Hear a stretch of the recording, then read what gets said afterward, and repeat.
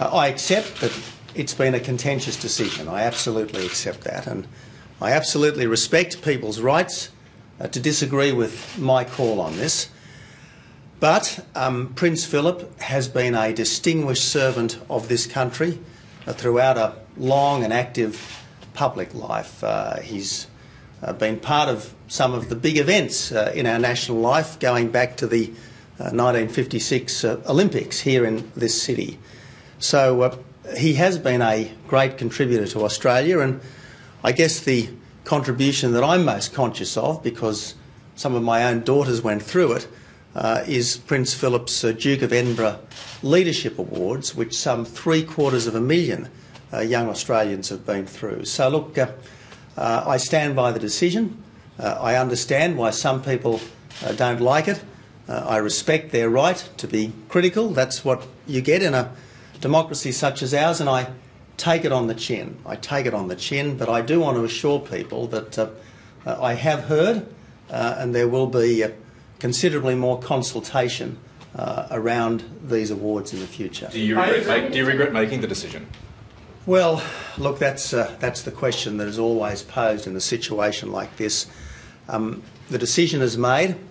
It was made for good reasons, and I stand by it, but obviously there are some lessons in these things, and the lesson that I learn is that there does need to be wider consultation about these sorts of awards in the future. I did consult, as you'd expect, with the Chairman of the Order of Australia and with the Governor-General, but in future the consultation will be wider. Are you surprised, Prime Minister, that Campbell Newman found it necessary to distance himself from the decision, in fact to say that he disagreed with it, and clearly that indicates that it is having an impact on his ability to campaign for re-election in Queensland this Saturday? Obviously, I absolutely respect Campbell's right to run his campaign, and quite rightly and properly he is focused on doing the right thing by the people of Queensland, and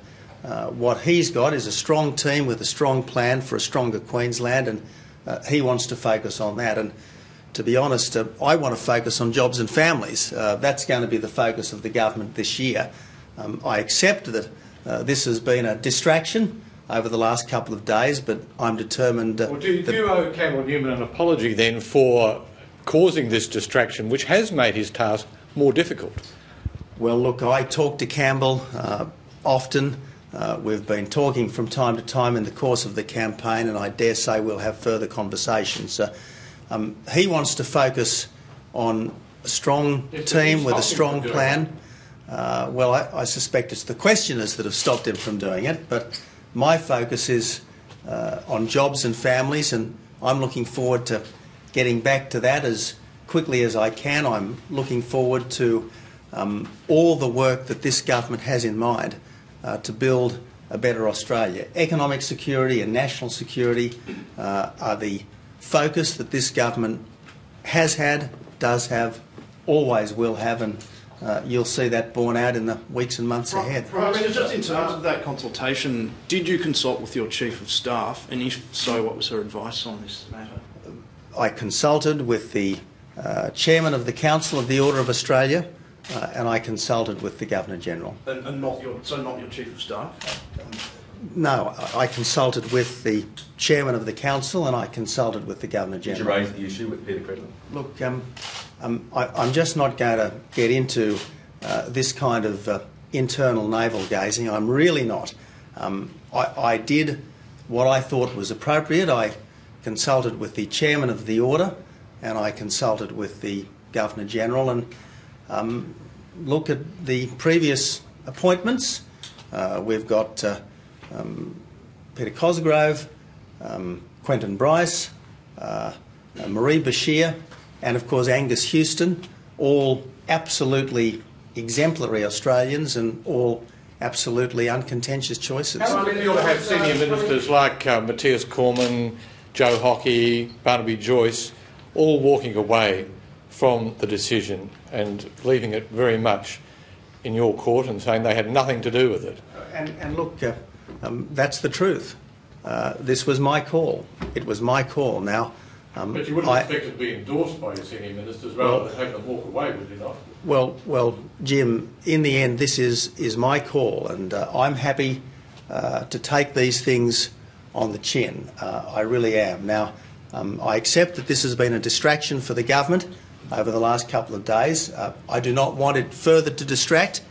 That's why we're cracking on with the important business of government, and today the important business of government is the advisory panel on violence against women, which Rosie Batty and Ken Lay have joined, and putting a national domestic violence order scheme front and centre of the COAG agenda for 2015. Does it concern you that a number of your MPs...